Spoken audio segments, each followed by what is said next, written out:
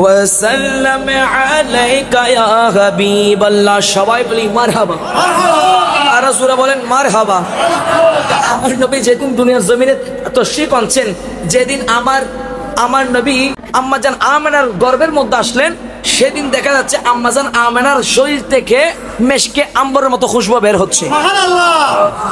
হযরতে আব্দুল মুত্তালিবকে সবাই এসে ধরলো, মক্কার সমস্ত মক্কাবাসীরা এসে ধরলো, এ আব্দুল মুত্তালিব, আপনি তো আমাদের মোতওয়াল্লি, আপনি হানে কাবার মোতওয়াল্লি, এখন আপনি আমাদের সরদার, আপনার পুত্রবধূ, আপনার পুত্র আব্দুল্লাহ ইন্তেকাল করেছে, আপনার পুত্রবধূ গর্ভবতী, এখন আপনার পুত্রবধূ বিধবা হয়েছে। এখন যদি বিধবা হয় তাহলে বিধবা মহিলারা স্বামী মারা গেলে পারফিউম ব্যবহার করতে পারে না, সুন্দর কাপড় ব্যবহার করতে পারে না, তাদেরকে ইদ্দত পালন করতে হয় 4 মাস 10 দিন। কথা বলেন ঠিক কিনা? এরকম কিছু নিয়ম নীতি আছে না? নাই আছে।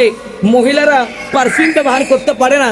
কিন্তু এ আব্দুল মুত্তালিব, আপনি তো আমাদের মোতওয়াল্লি, এখন আপনি আমাদের হানে কাবার সরদার, আমাদের এলাকার সরদার, আপনাকে আমরা যথেষ্ট মহব্বত করি, আপনাকে যথেষ্ট আমরা শ্রদ্ধা করি।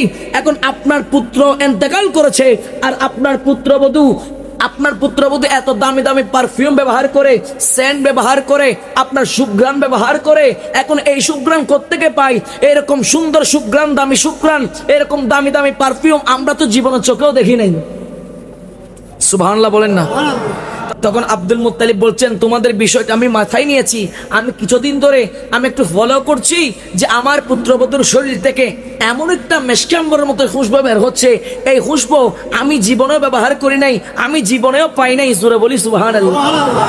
এরপরে হযরত আব্দুল মুত্তালিব বলছেন, আচ্ছা ঠিক আছে, তোমরা যাও, আমি আমার পুত্রবধূর সামনে আমার পুত্রবধূর সাথে কথা বলবো। তখন হযরতে আব্দুল মুত্তালিব গেলেন মা আমেনার কাছে। ওগো মা, ও মা আমেনা, তোমার স্বামী ইন্তেকাল করেছে, আমি তো হানে কাবার মোতওয়াল্লি, এখন আমি মোতওয়াল্লি হিসেবে সবাই আমাকে শ্রদ্ধা করে, সম্মান করে, যেমনি ভাবে আমাদের মসজিদের সভাপতি মহোদয় কে আমরা মহব্বত করি কিনা, সম্মান করি কিনা? সম্মান করি বিদায় তো আজকে ওনাকে সভাপতির পদের মধ্যে, আসনের মধ্যে সমাসীন করেছি। কথা বলেন ঠিক কিনা?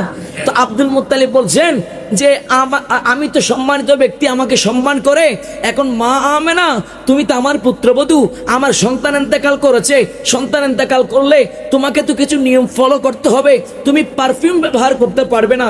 ওগো মা, তোমার শরীর থেকে কেমন জানি এত একটা সুন্দর সুঘ্রাণ বের হয়, এই সুঘ্রাণ তুমি কেন ব্যবহার করো মা? একটু বলো না। আমার নাক কান কাটা গেল, আমি আব্দুল মুত্তালিবের সম্মান তো ড্যামেজ হয়ে গেল, সবাই আমাকে তোমার বিরুদ্ধে নালিশ দিয়েছে। তখন এই কথা বলতে দেখুন হযরতে আমেনা চোখের পানি ছেড়ে দিয়েছেন। হযরত আমেনা বলছেন, বাবা, ও বাবা, আমার স্বামী ইন্তেকাল করেছে, আমি জানি বাবা, আমাকে ইদ্দত পালন করতে হবে, আমি পারফিউম ব্যবহার করতে পারবো না, আমার জানা আছে। কিন্তু বাবা শুনেন, যেই দিন থেকে আমার স্বামী ইন্তেকাল করেছে, আমার সন্তান আমার পেটে এসেছে, আমি কোনোদিন সুঘ্রাণ ব্যবহার করছি না, কিন্তু আমার পেটে যেদিন আমার সন্তান, আমার জাদুমানিক আমার পেটের মধ্যে এসেছে, সেই দিন থেকে দেখতে পাচ্ছি আমার শরীর থেকে মিষ্টি আম্বরের চেয়েও আরো বেশি খুশবু বের হচ্ছে। হযরতে মা আমেনা বলছেন, বাবা শুধু তাই নয়, আমি যখন কাজ করে আমার শরীর থেকে যখন ঘাম বের হয়, আমি ঘামগুলা শরীর থেকে বের হতে দেরি, ওই ঘাম থেকে তেমন দুর্গন্ধ বের হয়, কিন্তু যেদিন থেকে আমার সন্তান আমার গর্ভের মধ্যে এসেছে, সেই দিন থেকে আমি ঘামাইলে ওই ঘামগুলা মেশকে আম্বরের চেয়েও আরো বেশি খুশবু হয়ে যায়। এই কথা বলতে দেরি আম্মাজান আমেনা চোখের পানি ছেড়ে দিয়েছেন। আম্মাজান আমেনা এই কথা বলে উনার তুতুকে জমিনে নিক্ষেপ করেছেন। উনার তুতু জমিনে নিক্ষেপ করতে দেরি, খুদা কি কসম, ওই তুতু জমিনে নিক্ষেপ করতে দেরি, মুখ থেকে নিক্ষেপ করার সাথে সাথে তুফানের মতো ওই তুতু থেকে সুগন্ধি বের হয়ে চতুর্দিকে সুবাসিত করো।